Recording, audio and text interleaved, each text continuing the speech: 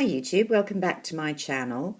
Today I wanted to talk about foundations and specifically a new high coverage foundation that I bought earlier this week from Giorgio Armani.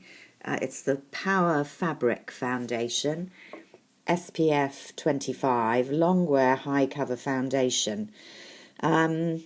And also perhaps just compare it a little bit with the Tom Ford waterproof foundation concealer, because that too is supposed to be a high coverage foundation. And I did buy that a couple of months ago and talked about my initial impressions then. Since then I've had the opportunity to use it a little more. It's early days for me with the Giorgio Armani, but I have to say I am impressed so far. So I need to preface my comments with the fact that I'm not generally a fan of traditional high coverage foundations. I actually quite like a foundation just to slightly even out my skin tone and particularly the kind of underlying redness that I've got in certain places on the face. But I don't really generally want it to cover up I'm not going to say blemishes. I've got freckles and some age spots, and I think it's nice when your skin shows through and looks fairly natural, but you've just kind of evened out the tone. One of the main problems I have with foundation these days is that I do find that it can sit in the enlarged pores I've got around my nose and chin crease area. And so I'm always looking for ways to blur out that, to have that kind of skin brightening, skin evening effect from my foundation, but without making my pores look like craters. So I'm not generally, as I say, a full coverage person. So the first really full coverage foundation I've bought for several years was the Tom Ford, and it's a pricey number. I think it costs £66, and you'll know from my last video that whilst I quite like it, it's not a bad foundation. I didn't feel it was anything special for the money. I actually prefer their is it called Flawless Foundation? I haven't got one on the go at the moment, but I do like that a lot. Partly because it just gave me a bit more glow than this one does. But the thing that really surprised me was I didn't feel it was a high coverage. I felt it was just actually medium. I certainly wouldn't use it as a concealer, which it's supposed to be. It says it's a foundation concealer. So it didn't, for me, really blot out age spots. It was just a fairly medium coverage foundation. Now, I'd read good things. I've read a lot of good things about Armani foundations altogether, and I've never had one before. I know their Luminous Silk foundation is very popular with a lot of people, and I kind of feel I'd like to try it. But I'd read about this new one, Power Fabric, which is long wear and high coverage. Truth to tell, I had some injectables done last week, so straight after having them done, I knew I was going to have a bit of bruising on the face that I was going to want to conceal for work the next day. So I thought that that was a good opportunity to try this high coverage one. And in Selfridges, they didn't have a full range of colours, but they did have this one, which is number 3, their second to lightest. Which was in my kind of range. So, what can I say about this Armani foundation? Now, the first thing is, it is a much higher coverage, I think, than the Tom Ford one. It definitely worked for me the last couple of days when I got some bruising and little needle marks from the injectables on my face.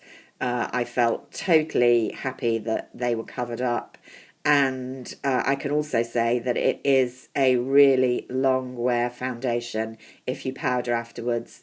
I did my makeup yesterday, for example, at I'm going to say it was about 8 a.m., a bit later than normal for me, and I didn't get back till 2 a.m. last night, or this morning. I'd done a tiny touch up with a cushion foundation because this was starting to break down by about 7 p.m., but not really badly. And, I'd still say that kind of 11 hours wear without really showing the skin underneath was pretty good. So definitely long lasting, buildable, and definitely is, I'm not going to say it's going to cover up scars, but yeah, it fairly heavy duty.